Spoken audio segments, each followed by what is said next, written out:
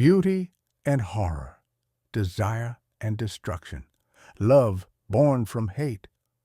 What if I told you the goddess of love and beauty, the embodiment of desire, pleasure, and everything gentle and romantic, was born from an act of brutal violence, that her first breath came not from a mother's womb, but from blood mixing with ocean waves, that she rose from severed flesh, from a father's castration, from the sea foam created by divine mutilation? If you're ready to witness the most disturbing origin story in mythology, hit subscribe and comment. Can something beautiful ever come from something terrible? In the beginning, before gods walked in human form, before temples and prayers, before even the concept of worship existed, there were only the primordial forces, the first beings, the embodiments of existence itself, Gaia, the earth, massive, fertile, patient. She was the ground beneath everything, the mother of all life, the foundation upon which reality rested. From her body grew mountains and valleys, forests and plains. She was creation incarnate, endlessly generous, infinitely nurturing, and above her stretched Uranus, the sky, vast, distant, cold. He covered Gaia completely, an eternal blanket of stars and clouds pressing down upon her. Where she was warmth and growth, he was distance and dominion. Their union created the first generation of divine beings, Titans, enormous creatures of primal power, cyclopes, one-eyed giants who would later forge thunderbolts for gods, hecatoncheires, hundred-handed monsters of impossible strength. Each child was magnificent and terrible, born from the collision of earth and sky. But Uranus looked upon his offspring with disgust and fear. They were powerful, too powerful. They threatened his supremacy simply by existing. And so, as each child was born, Uranus did the unthinkable. He shoved them back into Gaia's womb, forcing them deep into the caverns and cracks of the earth, imprisoning them in the darkness of their mother's body. Imagine that, being forced to carry your children as prisoners, feeling them struggle inside you, hearing their screams, unable to free them because your husband, the sky itself, pressed down upon you with infinite weight, making escape impossible. Gaia endured this torture for eons. Her body became a prison, her womb a dungeon. The agony was physical, yes, but worse was the emotional devastation, the helpless fury of a mother unable to protect her children from their own father. "This cannot continue," she whispered to her imprisoned sons, her voice rumbling through stone and soil. "He must be stopped. He must pay for what he's done." But who could challenge the sky? Who would dare raise a hand against the father of all? One son answered her call, the youngest of the Titans, sharp-minded and cold-hearted, willing to do what others feared. Cronus. Gaia forged a weapon from her own essence, a sickle made of adamantine, the hardest substance in existence, sharp enough to cut through divine flesh. She gave it to Cronus with a single instruction. Wait until he descends to lie with me again. Wait until he is vulnerable, distracted by desire. Then strike. End his tyranny. Free your siblings. And most importantly, though she didn't say this part aloud, make him suffer as I have suffered. Cronus took the sickle, tested its edge, smiled a smile that held no warmth, no mercy. "I will do more than stop him," he promised. "I will make him regret ever becoming a father." And the sky, ignorant and arrogant, descended once more to embrace the earth, having no idea that vengeance waited in the darkness below. Uranus came to Gaia, as he always did, with the assumption of absolute dominion, expecting submission, taking what he believed was his by right. The sky pressed down upon the earth, covering her completely, lost in the arrogance of his own power. He never saw Cronus rising from the shadows. The sickle, forged from the very essence of the earth, moved with brutal efficiency. One swing, one perfect, terrible arc of adamantine metal cutting through divine flesh. Uranus's scream split the cosmos. It wasn't a sound that mortal ears could comprehend.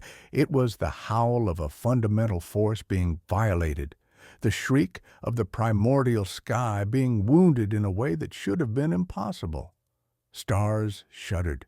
The heavens themselves recoiled in shock and agony.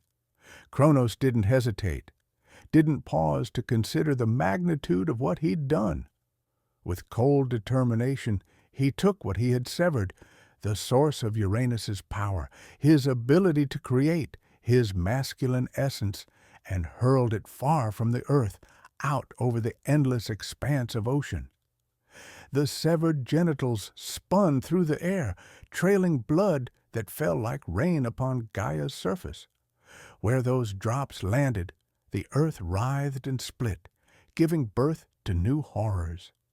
The Erinyes, the Furies, rose from that blood. Three sisters wreathed in darkness, with serpents for hair and eyes that burned with eternal hatred. They would become the spirits of vengeance, hunting oath-breakers and murderers across the world, their very existence a reminder that violence begets violence, that blood calls for blood. The giants emerged next, massive beings of impossible strength, born from the sky god's pain and rage. They would one day challenge the Olympians themselves, an echo of this primal wound manifesting as rebellion across generations. And the Meliae, ash-tree nymphs, born from divine suffering, their forms beautiful, but their purpose linked forever to weapons of war. The spears that would kill countless mortals would come from their wood, violence flowering from violence, but the genitals themselves fell far from land, plunging into the deep ocean with a sound like thunder striking water. And there, where divine flesh met primordial sea, something impossible began to happen. The water churned, foamed, the immortal blood mixed with salt and waves, creating a substance that was neither fully liquid nor solid, a white foam that glowed with strange, otherworldly light. It spread across the surface, growing, swirling, taking on substance and purpose. Within that foam, within that mixture of violence and ocean, something was forming. Someone was forming. Uranus, clutching the wound where his power had been, retreated to the farthest reaches of the sky. His voice, weak and broken, carried one final message, not a plea, not a cry for help, but a curse. You have done this to me, Cronus. You have wounded your father, stolen his strength, violated the natural order, but know this. His words dripped with venom and prophetic certainty. You will suffer the same fate. A son of yours will rise against you, will overthrow you, will do to you exactly what you have done to me. The cycle you've begun will not end. It will consume you as surely as you have tried to consume me. Cronus barely listened. He had won. He had freed his siblings from their mother's prison. He had claimed power over heaven and earth. What did he care about some distant prophecy? He was triumphant, untouchable. And far out at sea, in the churning foam created by his violence, the goddess who would make fools of gods and mortals alike was being born. She would be called Aphrodite, foam-born, and she would carry within her the dual nature of her origin, the beauty of the ocean and the violence of her father's wound, love and pain, desire and destruction. The sea was about to give the world its most dangerous gift. The foam gathered, swirled, coalesced. What had been shapeless began to take form, limbs, curves, features emerging from the white froth like sculpture coming to life. And then, as dawn broke across the eastern horizon, she opened her eyes. Aphrodite! She stood upon the waves themselves, the water holding her weight as if she were no heavier than thought. Her hair, gold touched with hints of sea foam white, cascaded down her back, moving in wind that seemed to exist only for her. Her skin held the luminescence of pearl, smooth and perfect, untouched by the violence of her origin.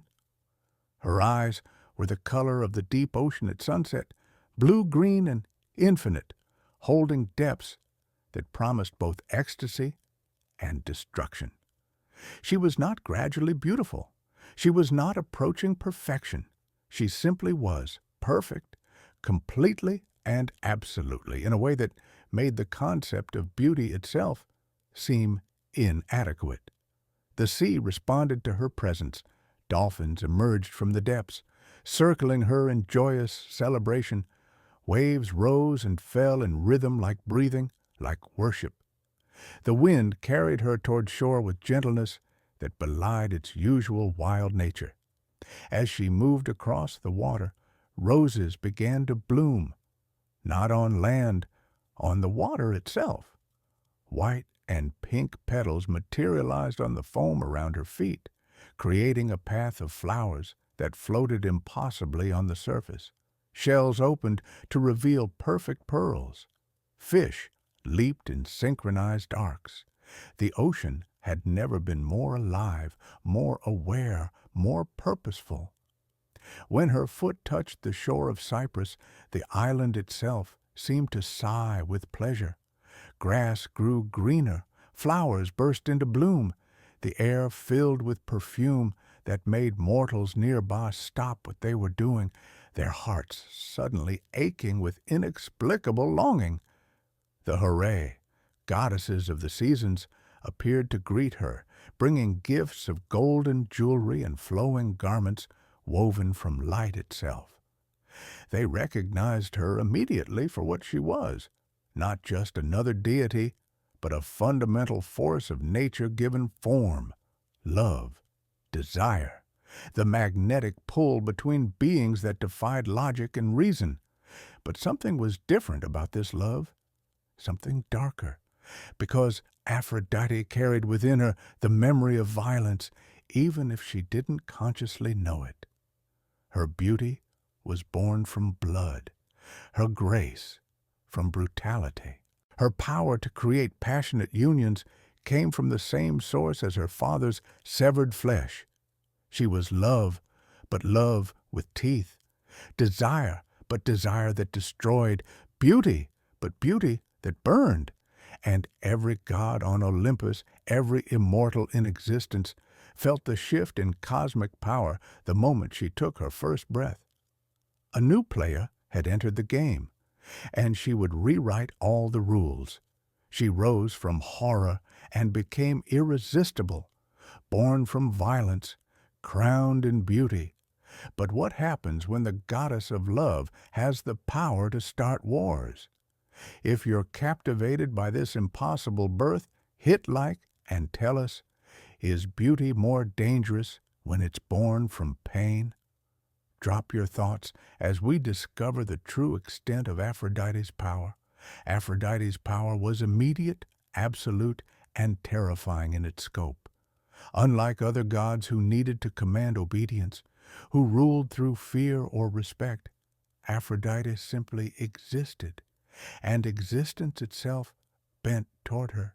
Her influence touched everyone, everything. Zeus, king of the gods, who commanded lightning and ruled Olympus with an iron fist, found himself unable to resist her. When Aphrodite entered a room, even the Lord of Thunder felt his composure slip, his thoughts scatter. He was not immune. No one was immune. She possessed a weapon more powerful than any forged by Hephaestus, sharper than Athena's spear, deadlier than Ares' sword. It was called the cestus, a magical girdle woven with desire itself. When she wore it, no being in existence could deny her anything. Gods became fools. Mortals became slaves. The cosmos itself seemed to tilt in her favor, but she rarely needed it. Her presence alone was enough.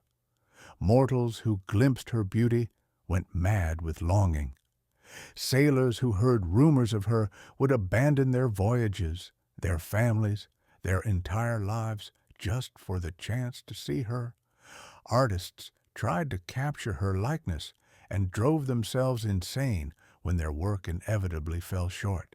Poets wrote verses that could never adequately describe her, their words crumbling to dust compared to her reality. And she was capricious, playful, sometimes cruel. Those who rejected love, who claimed they were above desire, immune to passion. Aphrodite took that as a personal challenge. She would make them fall desperately, obsessively, sometimes tragically in love with the most inappropriate person imaginable, just to prove that no one was beyond her reach. The hunter Hippolytus, who swore devotion only to Artemis and scorned romantic love. Aphrodite made his stepmother Phaedra fall insanely in love with him, leading to scandal, false accusations, and ultimately, both their deaths. Not because Hippolytus had wronged her personally, but because he had dared to claim he didn't need what she offered. The sculptor Pygmalion, who rejected all real women as imperfect. She made him fall in love with his own statue, tormenting him with desire for something that couldn't love him back, until, amused by his suffering, she brought the statue to life. Love in Aphrodite's hands was not always gentle. It was a weapon, a punishment, a reward, a curse, sometimes all at once. Zeus recognized the danger she posed. A goddess who could make even him lose control, who could turn brother against brother, start wars with a glance, topple kingdoms with a whispered suggestion. She needed to be contained, controlled, married off to someone who would keep her occupied. He arranged her marriage to Hephaestus, the smith god, master craftsman, creator of divine weapons. Hephaestus was loyal, skilled, valuable to Olympus. He was also physically impaired, considered the least attractive of the gods. Zeus's logic was cruel but simple. Give the most beautiful goddess to the least attractive god. Perhaps gratitude would make her faithful.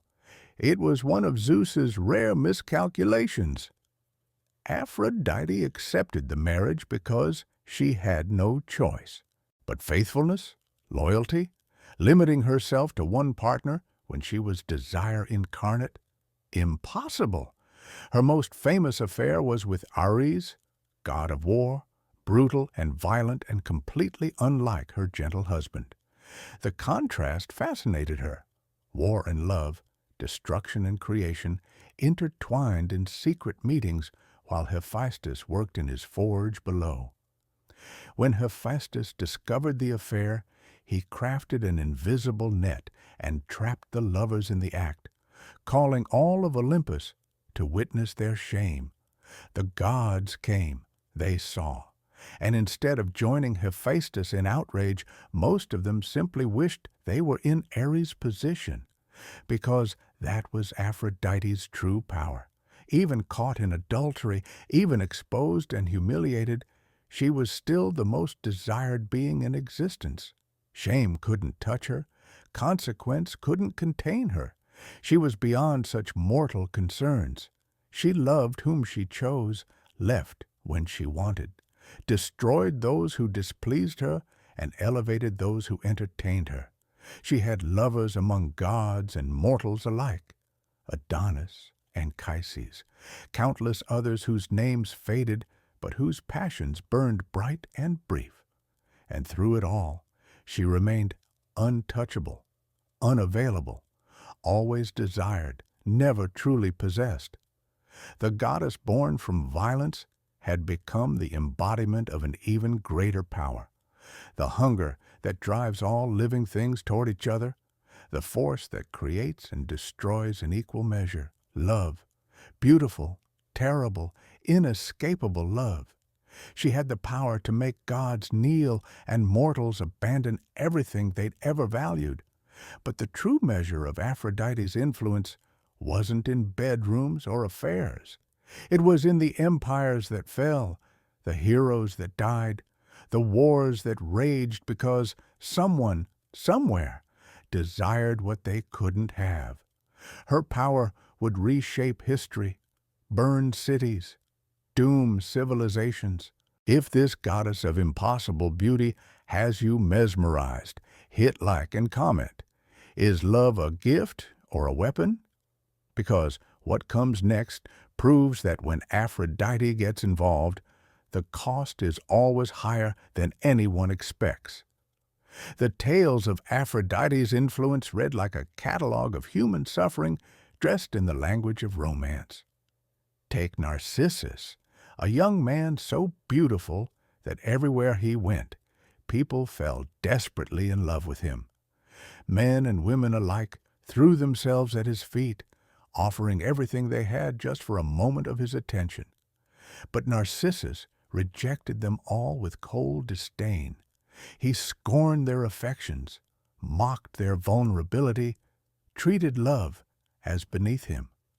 Among those he rejected was the nymph Echo, who had been cursed to only repeat the words of others. She loved him with everything she had, but he laughed at her affliction and walked away, leaving her to fade into nothing but a voice on the wind. Aphrodite noticed. She always noticed when someone treated love with contempt. As punishment, she made Narcissus fall in love with himself. She led him to a pool of perfectly still water, and when he saw his own reflection, desire struck him like lightning. He couldn't look away, couldn't touch the beautiful face in the water without destroying it. He starved beside that pool, consumed by longing for something he could never have, eventually transforming into the flower that bears his name. A young man who had rejected love learned what it meant to desire the impossible. Aphrodite's lesson was elegant and merciless. Then there was Eos, the goddess of dawn, who made the mistake of sleeping with Ares, Aphrodite's lover. The affair meant nothing to Ares, just another conquest. But Aphrodite did not tolerate sharing, even when she herself refused to be faithful. Her revenge on Eos was subtle and devastating. She cursed the dawn goddess with insatiable desire for mortal men, beautiful mortals who would age, wither, and die, while Eos remained eternally young. The goddess of dawn was condemned to watch everyone she loved grow old and perish over and over, forever. Each love story ended in death. Each passion became grief. Eos still carries that curse. Every handsome mortal she desires becomes another inevitable loss, another reminder that Aphrodite's vengeance has no expiration date. But perhaps the most catastrophic example of Aphrodite's influence was yet to come. A golden apple, 3 goddesses, and a simple question: who is the fairest of them all? That contest would choose a judge, a prince named Paris, and the prize Aphrodite would offer him for choosing her? The most beautiful mortal woman in the world, Helen of Sparta. Never mind that Helen was already married. Never mind that taking her would be an act of war. Never mind that thousands would die, that cities would burn, that an entire civilization would fall. Aphrodite didn't care about consequences. She cared about winning, about being chosen, about proving that her beauty surpassed even that of Hera and Athena. The Trojan War, 10 years of blood and death, heroes slaughtered, families destroyed, Troy reduced to ash and memory, all of it would trace back to Aphrodite's vanity and her willingness to use love as a weapon. But that story deserves its own telling. For now, Understand this. Wherever Aphrodite's influence spread, destruction followed. Not always immediately, not always obviously, but inevitably. Because love in her hands was never just about connection or joy, it was about power, possession, proving that even the mightiest could be brought low by desire. So when you feel that inexplicable pull toward someone, when desire strikes like lightning and scrambles every rational thought, when love makes you do things that defy logic, ignore consequences, risk everything you've built, remember Aphrodite. Aphrodite, the goddess who taught us that the line between ecstasy and agony is often too thin to see. Thank you for witnessing this impossible birth. If Aphrodite's origin story captivated you, hit like, subscribe for more myths that challenge everything, and tell us. Do you think her violent birth made her more dangerous, or was she always destined to be a force beyond control? And if you think one goddess could cause chaos, wait until you hear about the moment her vanity ignited the deadliest war in Greek mythology. 3 goddesses, 1 golden apple, 1 judgment that would burn Troy to ashes and doom thousands to death. The story of how beauty started a war and why no one could stop it. The apple has been thrown. The judgment awaits. Will you witness what happens next?